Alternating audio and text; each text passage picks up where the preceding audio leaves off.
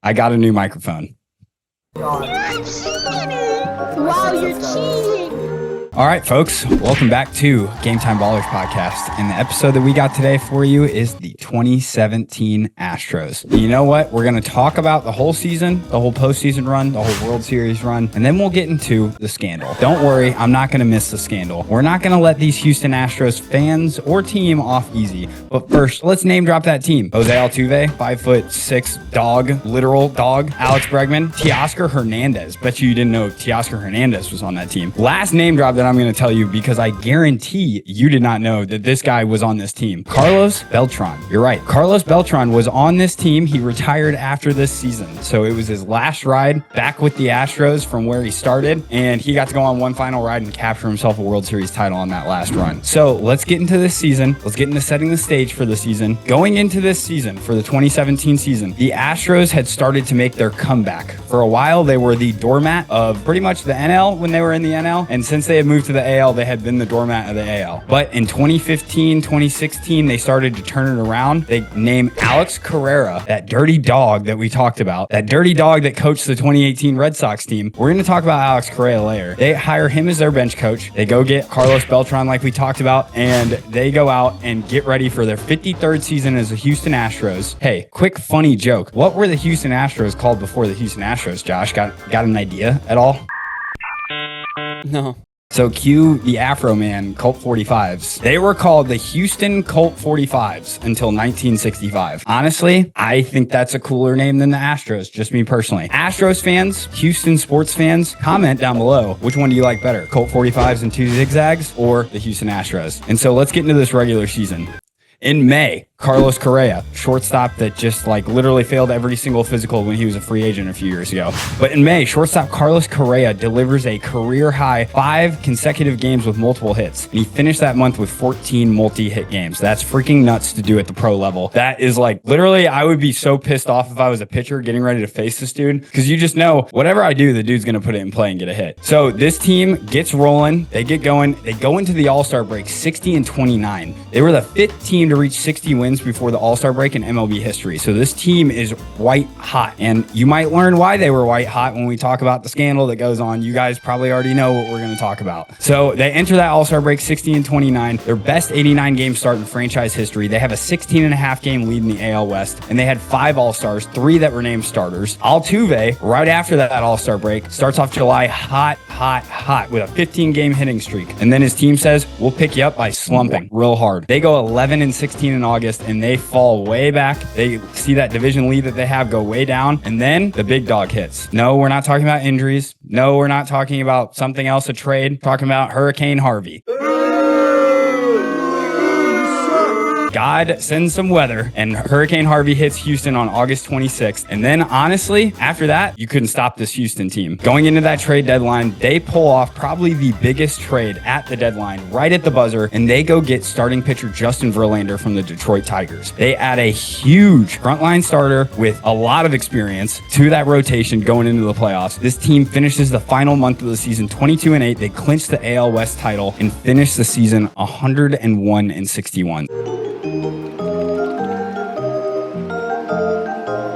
They get into the postseason, ALDS versus the Red Sox. Game 1, Jose Altuve, that little bulldog second baseman that they got, jumps onto this scene and hits not 1, not 2, but 3 ding-dong Johnsons in Houston, Game 1, and the Astros win 8-2 to take a 1-0 series lead in Houston. They roll that into Game 2 behind home runs from Carlos Correa, George Springer. We're going to be mentioning George Springer's name a lot in this. He hits a lot of home runs. Dallas Keuchel pitches that game. First off, Dallas, hell of a first name. If you ever name your kid Dallas, he just better be an athlete. So Dallas Keuchel goes, pitches 5 2/3 innings, allows 1 run, striking out 7. Astros win that game 8-2, just like Game 1, and they take a 2-0 series lead in Houston. And then they go into Boston for Game 3. They go trying to close this thing out, and they lose. And the Boston Red Sox finally wake up and realize that they're in the playoffs and they should probably start hitting the freaking baseball. Lyle, wake up! You gotta wake up, please! Lyle, turn on the TV! They hit the Pentagon!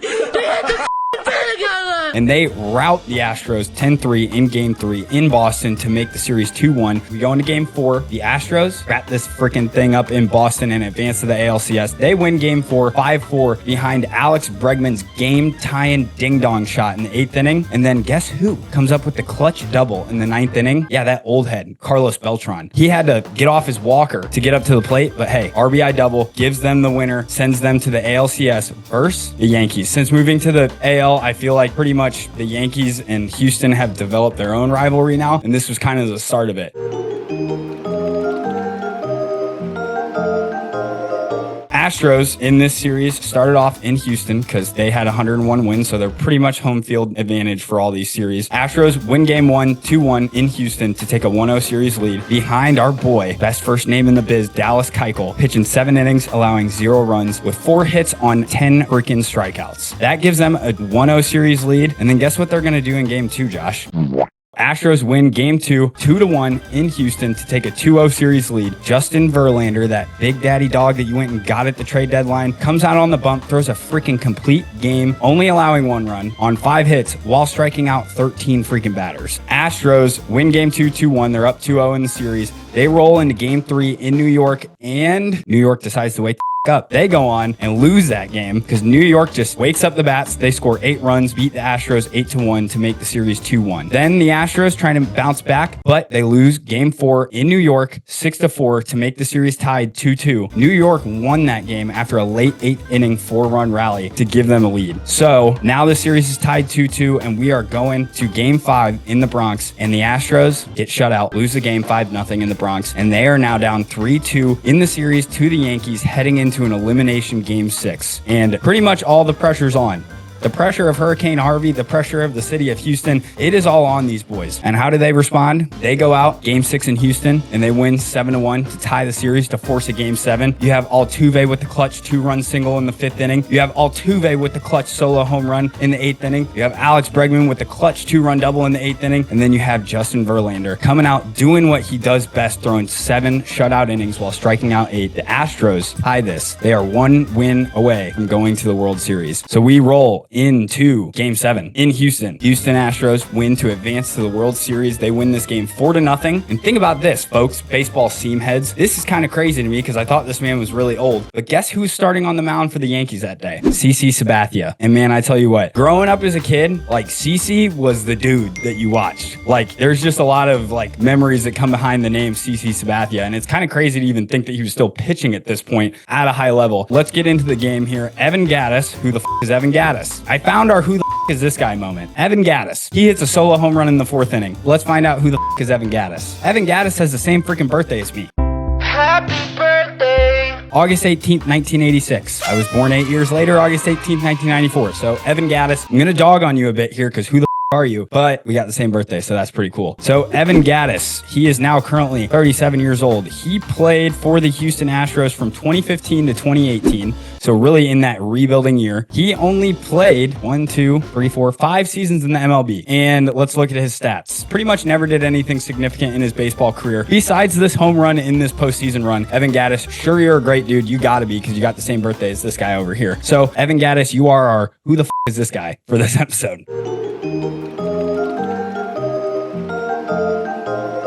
Astros lose Game 1 in LA. LA has home field advantage. Astros go into Game 1. They lose 3-1 in LA. Clayton Kershaw pitched 7 innings, striking out 11 for the Dodgers. And the starting temperature for the first pitch was 103 degrees in freaking LA, making it the hottest game in World Series history. Astros are now down 1-0 after losing Game 1. They roll into Game 2 in LA and they win 7-6 in 11 innings. Astros have 4 players who hit a home run: Jose Altuve, Carlos Correa, and guess what? We're going to be saying this dude's name a lot: George Springer, and whoever the hell Marwin Gonzalez is. He also hit a home run. Jose Altuve and Carlos Correa hit back-to-back home runs in the 10th inning, and then George Springer came up in the 11th and hits that 2-run shot to send the boys with a 7-5 lead. They go on, win that game 7-6 in 11 innings. It is 1-1, and we are going to game 3 in Houston. And the Houston faithful, they are so down and so ready to get behind this team, and that place was freaking jumping for game 3. So game 3, we go into Houston, and they win 5-3 to take a 2-1 series lead. Quick note from this game, Brad Peacock came into relief McCullers. He completed the final 3 2/3 innings with allowing no hits on 4 strikeouts and allowing no runs for his first major league save. The first hitless multiple inning postseason save since 1978. We like to talk about history. There's your little history nugget. You know I love that Palms, give me the gym. They win game 3. It's 2-1, and Astros are rolling into game 4 in Houston with a 2-1 series lead. And what do? They lose. 6-2 into tie series, 2-2 after the Dodgers put up 5 runs in the 9th inning and rally late to beat these boys at home. Game 5, and on the mound, you got Kershaw for the Dodgers, and you got Dallas Keuchel for the boys, for the Astros, in a rematch of the opening game of this series, and the Houston faithful are ready to see a turnaround in this series. So let's just roll through this crazy roller coaster game that ends in a wild fashion. So it starts off with, what's his name? Why don't they give me his...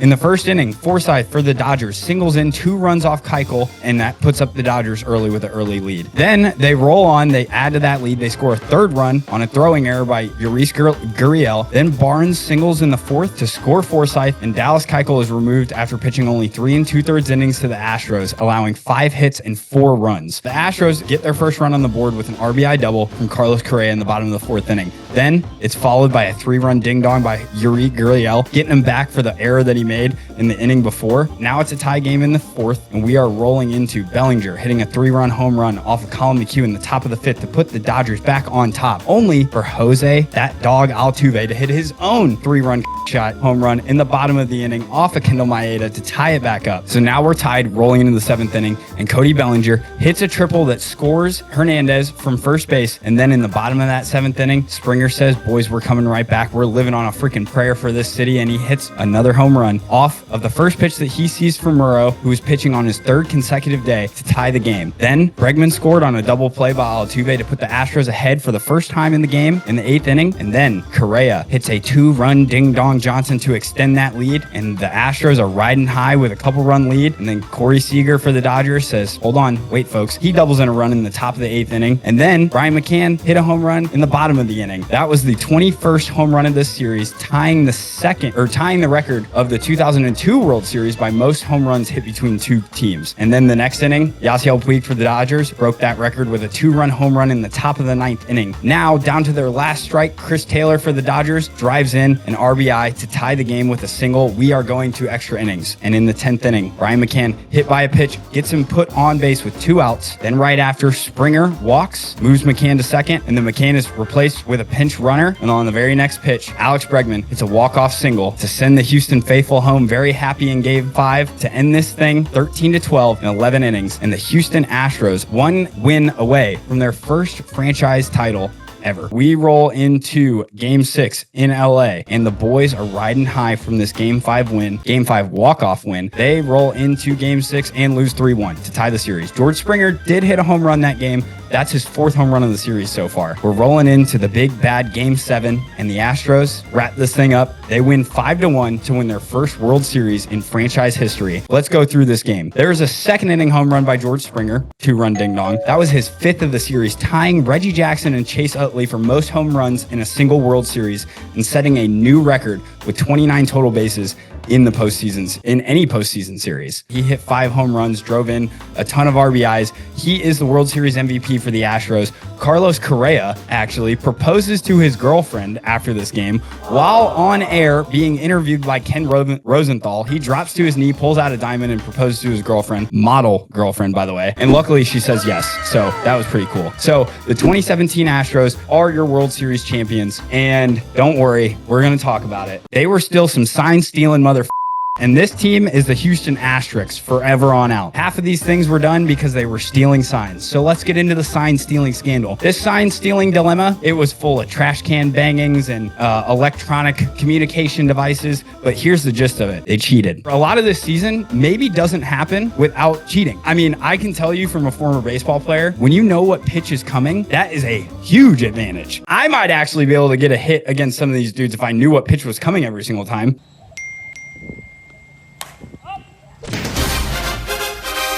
Maybe. So yeah, the 2017 Houston Astros won the World Series. We'll give them their love. We'll give them their flowers. Should the Houston Astros get to keep this World Series title? I don't know. But while they do have it, make sure you take yourself to GameTimeBats.com and cop you a 2017 Houston Astros World Series championship bat. I mean, if you're an Astros fan, who cares? It was your first World Series title in franchise history. You got to go to Game Time Bats, cop that bat, put it in the trophy case. Anytime anyone wants to talk crap about that sign stealing team, says, it's all right, banners fly forever. I don't really care about it. With that being said, that's all we got on these 2017 sign stealing motherfucking Astros. Alex Correa, you better watch out because we're going to talk about you in other episodes. Make sure, as always, hit that like button, hit the subscribe button if you haven't. I don't know how you've listened to this whole video and you're not subscribed yet. So do those for me. Go to Game Time Bats, show our sponsor some love. And that's all we got here on the Game Time Ballers podcast. That's it, folks.